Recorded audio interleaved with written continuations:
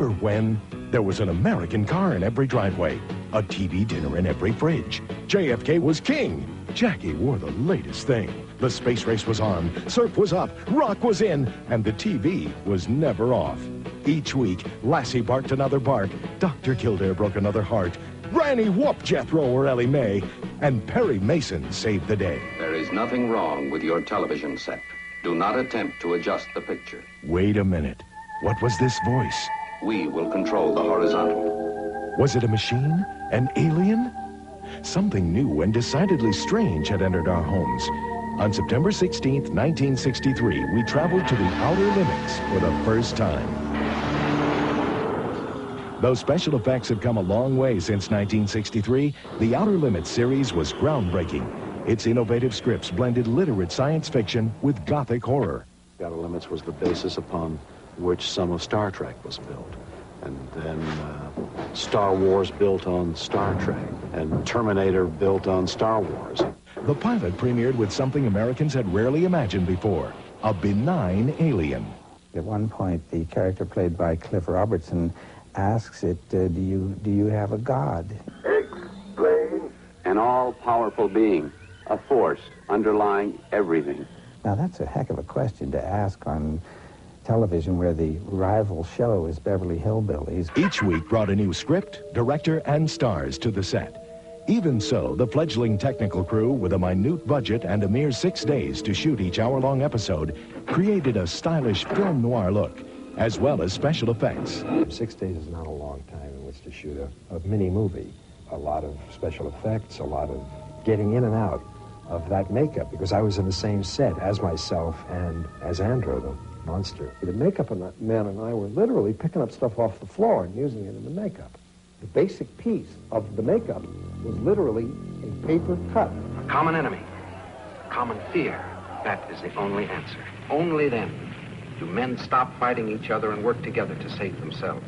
Well, gentlemen, we are going to create that enemy out of someone in this room. While The Outer Limits always had a strong social message, what many of us remember most are its monsters. Robert Culp's hideous transformation in Architects of Fear, the Santy Misfits, insect aliens with almost human features, David McCallum's striking portrayal of evolved mankind. You think that I've become a monster. To me, you look as monstrous as the missing link. The Outer Limits remains a television classic. It's science fiction at its very best. So prepare for us to take control of your television set again when TNT salutes The Outer Limits. Next on TNT.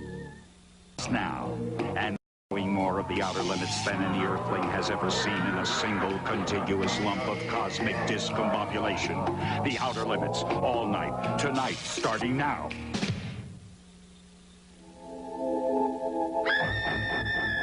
For some Outer Limits fans, the thing that hooked them in every show was the monster. Be they alien invaders or mutant beings, scary creatures meant good ratings. And that's the way the network wanted it. But when you watch episodes like Soldier or Demon with a Glass Hand, you'll see aliens that look a heck of a lot like humans. This is not a human being. He's from another planet, another solar system. He wants to kill me. Fantasy writer Harlan Ellison broke the monster mold with his unusual scripts. In fact, the aliens were supposed to look exactly like human beings, because when they come back in time, they don't want to disturb anything in time because it would alter the future. In Soldier, Michael Ansara and his enemy are future warriors with a bad case of time warp. He's from somewhere or some when that's completely outside our knowledge. He's a walking challenge. He's a walking bomb. I was writing an anti-war story. Find the enemy. Kill. It was a story about a soldier from the future who was trained for nothing but war. Give me the gun, Poirot. Cooper never gives up a gun. An absolute fighting machine with no other quality, no humanity, no nothing. Where I come from, it's true. It's right. No two ways. Only us and them, the enemy. That's what's nice about Outer Limits. Mostly, these kind of stories would get a fundamentalist the heebie-jeebies, because they're all ideas that question the nature of the universe. Some question. And here's another. Who is the demon in Demon with a Glass Hand? Everybody in it looks pretty normal. Sort of. Are you from this time or from the future? We are from the future. We come from Kaiba. Well, in this one, there is no strange-looking weird monster. The closest the network could get to it was painting those stupid round black circles around the alien's eyes. Robert Culp plays Trent, an ordinary-looking guy with an extraordinary appendage. The population of Earth, 70 billion people, were turned into electrical impulses. They're all gone, every last man on Earth. Just you. You know what they say, big hand, big brain. It's a very bizarre episode, and somehow it's one of those things where it catches someplace, it catches audiences someplace where they are not expecting to be captured. Harlan Ellison's formula for success is imagination. The idea that what you don't see can scare you the most. The Outer Limits can be scary, but it's only scary while you're watching it. In the real world, there are no ooga booga monsters that will come and eat your head. Nothing is what it's. Everything has a little different kind of magic going for it, which is what you don't get today in film or television. Outer Limits Night continues with Soldier, next on TNT.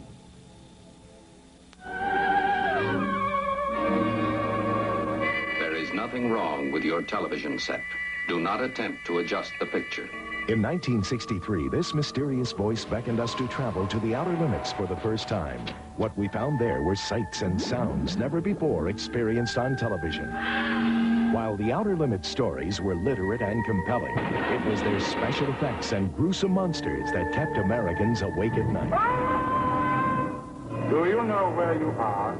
With a shoestring budget and a scant 6 days to shoot each episode, the technical crew of the Outer Limits required energy and ingenuity. For example, this alien's heavenly glow was created with a blob of Vaseline on a pane of glass held in front of the camera. I called it Demon with a Glass Hand. It's one of the last of the film noirs, because that was the way Byron Haskins shot it. It's dark, it's silhouetted, it's got shadows everywhere, and Culp is astonishing.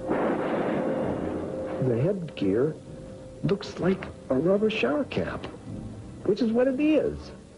There's all kinds of little touches like that throughout all of the Outer Limits shows that are not just questionable, but really reject by today's standards. Despite the rubber shower cap, Demon with a Glass Hand went on to win the Writers Guild Award for Outstanding Script in the category of Television Anthology. After the show was over, I took the makeup home and scared my kids to death with it. I remember that. This eerie war zone in Soldier was created with just a fog machine and a few skeletal trees. The use of imagination is, I think, the best tool any human being can ever have. Run, Daddy! Run! Run! These aliens, including one played by Robert Duvall, have eyes that were crafted to look cat-like, an effect created to achieve an aura of benevolence. It's a long journey to my planet. It would be better to make it with a friend. A number of artists who began their careers with work on the Outer Limits went on to make their mark on the industry. Conrad Hall, the director of photography, won an Oscar for Butch Cassidy and the Sundance Kid, as did the makeup artist Fred V. Phillips for his work in Planet of the Apes. Not the end of the story. It's just the beginning. Today, the Outer Limits continues to astound viewers with its innovative techniques and profound stories, earning a place as one of television's timeless classics. Prepare the chamber! 9 Outer Limits episodes in 9 hours. Nobody plays like TNT.